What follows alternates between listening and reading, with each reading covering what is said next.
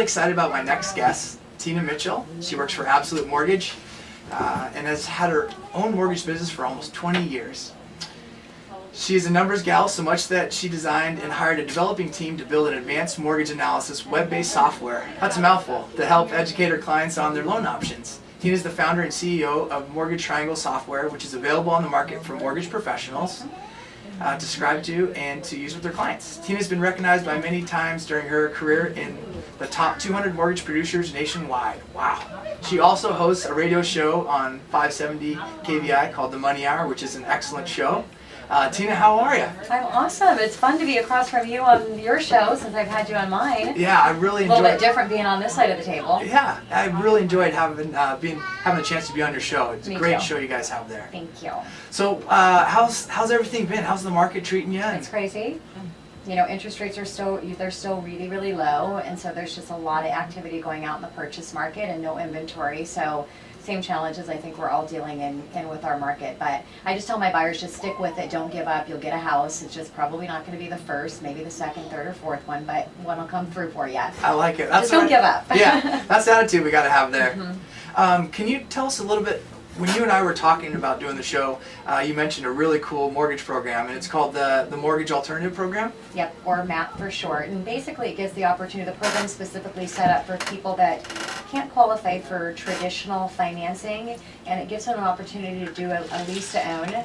So the bank is going to come in and purchase the home, the lender's going to purchase the home, and they'll pay cash for it. Wow. Probably like 70% of the time. So when they are paying cash for it, then it's actually a cash offer as well. Wow. So you on the real estate side, if you're going in and you're on that contract side representing the buyer. Now representing the buyer is the bank in this situation, but they're going in and paying cash, so they've got a better offer and a better chance of getting that offer accepted.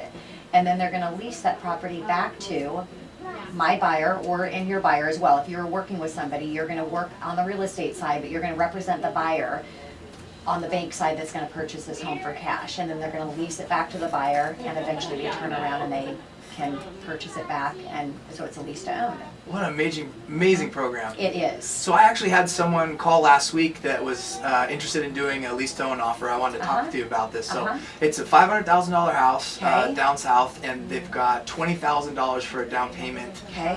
What are the stipulations kind of on this program? Do you have to have 20%? Yeah, so you don't. So and I wrote down some numbers here just because I'm a math person. I didn't have my calculator. But so your down payment, minimum down payment is 5%. So you've got to come in with a 5% down, and then on top of that, you're paying a 3% fee to the lender for their services. So the cost of this loan is 3% plus a $995 fee. Okay. So in this situation, you would have an 8% down payment plus that $995 fee. And so on a $300,000 home, it would be $15,000 plus the $9,000 at the 3%, and that $995 fee would be $26 or $27 in. Okay. Now you can have the seller pay for that 3%. Nice. And the $995, so you could increase the price maybe to get the seller to agree to pay for that. So depending on how you structure it, then it would be a 5% down payment. Just an amazing program. That's incredible. They It offer is. that. And it's just like a normal transaction though. Once the money's there, just like a normal cash deal, correct? Yeah, so on the end of it from the lender side, yes, it's going to be a cash deal. And so what we're doing is we're going to go in and approve the buyer, and the bank that's lending on for the lease to own, they're going to be approving them and then looking to make sure what their finance situation is. So this is really good for somebody that might have challenging credit. Maybe they've had a bankruptcy or a foreclosure, or they haven't been self-employed for 2 years, or something to where they know they can work themselves into a traditional mortgage at some point in time. Listeners just joining us, I've got Tina Mitchell from Absolute Mortgage. She's talking about the MAP program. It's kind of an alternative for lease to own with people with some lower credit or some lower down payment that need some help purchasing a home. It's just an amazing program, Tina. Yeah, and so what the contract is 6 years. Okay. And they can buy it out anytime they want to, but the maximum is 6 years. So the person that is doing the lease to own, the lender that is approving them, they can't say for sure that they're going to be able to get financing in 6 years because you don't know what their financial situation is going to be. But as a consumer, you want to make sure that you're in a position to get that financing. But if for some reason you can't, or you decide you don't want to purchase the home, you can sell the house. And whatever the difference is in that equity is going to go back to you. Nice. Make sense? Yeah, it does. And the interest rate that's obviously spiked a little bit, but not too out of the Yeah, so it's not really, there's a weird formula and calculation that they use to determine the payment, but a good estimate is, depending on what taxes and insurance. So the lender that's gonna purchase the home on behalf of the lease to own consumer, or yours and my client, the lender's gonna pay the taxes and insurance. So depending on where those taxes and insurance are at, a good calculation is about $800 for every 100,000. Okay. So on that $300,000 home, that would be $2,400 a month. And if you were doing a traditional FHA loan right now, with taxes, insurance, everything in, it'd be about $2,100 a month. So you're gonna pay a little premium payment for it. Now that payment's gonna go up 3% a year.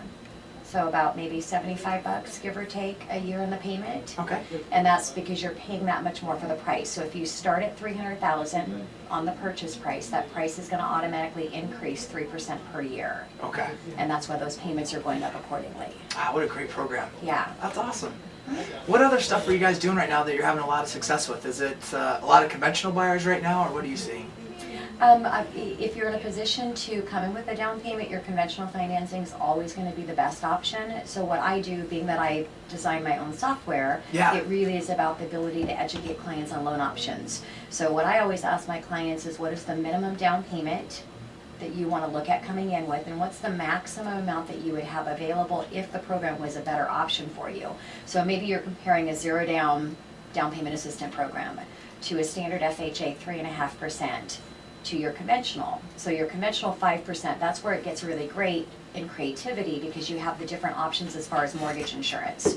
So my favorite option, and when clients are looking at the comparisons, they'll almost always choose option 5, which is the buyout of the mortgage insurance. So you do a 5% down payment, completely pay a one-time fee to buy out the mortgage insurance, and ultimately you've got a payment at $55 per $10,000 versus a payment at $75 per $10,000. Right, and that mortgage insurance you're talking about usually $200 to $300 a month sometimes, correct? Depending on FHA, it's really expensive. It's 1.35% of the purchase price. Wow. And it's for the life of the loan on FHA. It's nice that you have that option to get rid of that up front. Yeah, and usually it's about 2.5 years recovery time for it. Let's go back to the software. This is really interesting stuff. Tell us more about it. So I've been doing mortgages since May of '95, and I had clients having a hard time being able to analyze different loan options when you have all of your fee sheets or the old good faith estimate with a zillion different numbers on it. And when you're trying to compare 5 different pieces of paper that are full of numbers, it makes it really challenging. So I just hired somebody to build out an Excel spreadsheet, and years later it's a full web-based application that's a CRM. And so it's really about just focusing on making it easy to educate loan options. So if you can do that in a summary, an easy way to compare things, and you have the nice bar charts and the different amortization assessments, or going down to what the true cost would be depending on what you're doing with your money, and it's just in a nice way to analyze a program. Tina, almost 20 years being in the business, how does this market feel compared to those in the past? Well, I think people are smarter now. So this is my, and not now, because it's funny, I've learned in the industry that the market is always balanced. Life is balanced. No matter what we're talking about, it's balanced. So we can choose to look at the glass half full or half empty. And real estate is no different. Mortgage is no different. So we've got our challenges right now, or there's no inventory. The benefit, or the glass half full, is the cost of money is so ridiculously cheap. Even though they've gone up a little bit, we've never been able to get money this low outside of the last few years. And so there's always an opportunity in the market, and if it makes sense for you to purchase, I always say get out there and do it. And if the market's going to, because eventually we're going to hit another bubble. I don't know when that's more of your arena, but we will follow historical trends, which means that we will always there's always going to be a bubble in the market, there's going to be a drop. But the real estate market, if it follows historical trends, it will always recover. And so as long as you're not forced to sell and not be reinvesting at the same time in a bad market, you're going to recover. Tina, you've had a lot of these buyer counseling sessions where you're explaining different loan programs to them. Can you just give us an idea of what that is when they come in and sit down with you and meet for the first time? Sure. There's 4 questions to ask in a homeowner when it comes to a mortgage. First of all, what is their target in a price? What is their objective in a payment? how much cash do they have minimum and maximum, and then I'll answer 4, how much they can approve for in a payment. So with those 4 scenarios, you can really dial in, because everybody kind of has an idea of what they want to purchase. They have an idea of what they're willing to pay. And then there's a number the bank's willing to pay, and there's money. And so once you have those, you can kind of bring everything in together. If you want a $400,000 home, and you can approve for a $3,000 a month mortgage payment, but your objective is $2,500, then you kind of just bring these together. Forget what you can approve for, because usually people are approving for higher than they want. I know that sounds kind of strange because people think banks are not lending, but they're lending to a 45% debt to income ratio. So if you're listening and you want to make a payment based at 45% of your gross income, that's a large payment. So usually you can take that out of the scenario and then just bring their objective and target price together, and then you can kind of work from there and what they can accomplish in a home.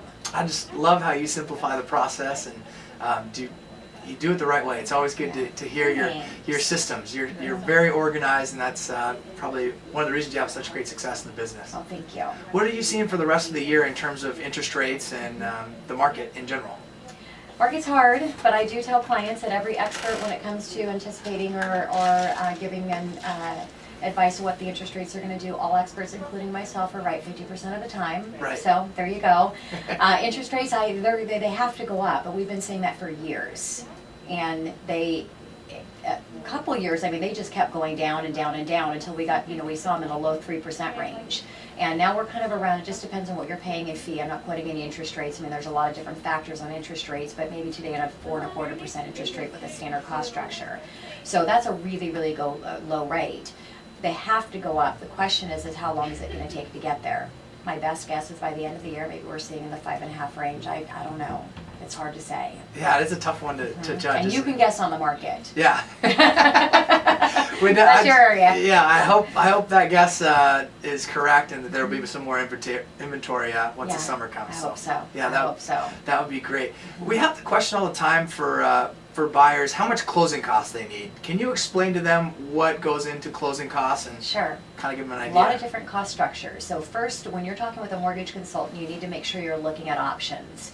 You never want to have one loan option. There's always multiple options to look at. So look at the analysis between your FHA versus conventional, just as an example purpose. And then you've chosen what option you want. Then from there, you've decided you want a conventional 5% down buyout mortgage insurance, which is a great program. Then once you're in a position to lock in, now it's time to educate on cost structures, because there isn't just one cost structure. You can do a no closing cost loan if you want. Literally, no cost. Now, an appraiser's not going to do the appraisal for free. Right. Escrow's not going to provide their services for free. Title insurance company's not going to give you title insurance for no money. Right. But it's in a rebate for the interest rate. So you can get a really, really good interest rate and pay points all the way to another extreme, because I always do in 5 examples. My software does 5 comparisons. So here's a really awesome, really good interest rate paying maybe 2 points. Here's one paying a point. Here's paying no points. Here's paying a half, and here's no closing cost, or 0 and no closing cost. So look at all the different cost structures. Now, for me, usually it's around a 5-6 year recovery period. So if you think you're going to keep the property for longer than that, I would always go towards paying more and get that lower interest rate rather than going to the other extreme. And if you don't have costs, and I have to be careful here, Tyler, and you'll appreciate this in the real estate industry, because I push them back to their agent. Here's your cost structures. I've always thought it's better to increase the price to get the seller to pay cost. The problem is in this environment right now where it's lack of inventory, your offer may not look as strong doing that. And then maybe you've got to go towards a lower cost structure to make everything look prettier on paper. I don't know. Yeah, in terms of what you're saying, the multiple offer situations, the seller doesn't want to pay any closing costs. Yeah, even though you're increasing the price, right? But it just looks not as good. Yeah, and that's a challenge that we've got to is. figure out there. So it's interesting that the software has so many different ways to look at this stuff. Yeah. I love it. It's got to be just so helpful. And on the same hand, what we just talked about, clients have a 20% down payment. When you really look in my software on doing a 5% down buyout mortgage insurance, it makes more sense. Yeah. But in a multiple offer situation, if you've got a 20% down payment versus a low, so it's not as much fun in this environment for me. Well, you were talking about kind of the cost difference that's going to be if they hold on to the property for 5-6 years, and that's Yes. kind of normally, traditionally, people move every 5 to 7 years. I So think it's gonna change now because there's been a little bit of change in the appreciation, but yes. yeah, so that's a tough one to handle. It there. is. And that's why I like to give all the options. I tell my clients I'm really not here to choose an option for you. I am here to educate you on all of them and help you narrow it down. And maybe they're buying a condo or a townhouse, so they're going to grow out of when they expand Sure. their family down the road too. Okay, we got time for one more question. What's your goals for this year to grow your mortgage business? That's a really great question. My focus really this year is just to connect people. And so I really am looking at my position a little bit differently than I have in the past, and something different is just really to be there to connect everybody with the people they need. And that's, in meeting you, that was an opportunity there. The radio show is about connecting people.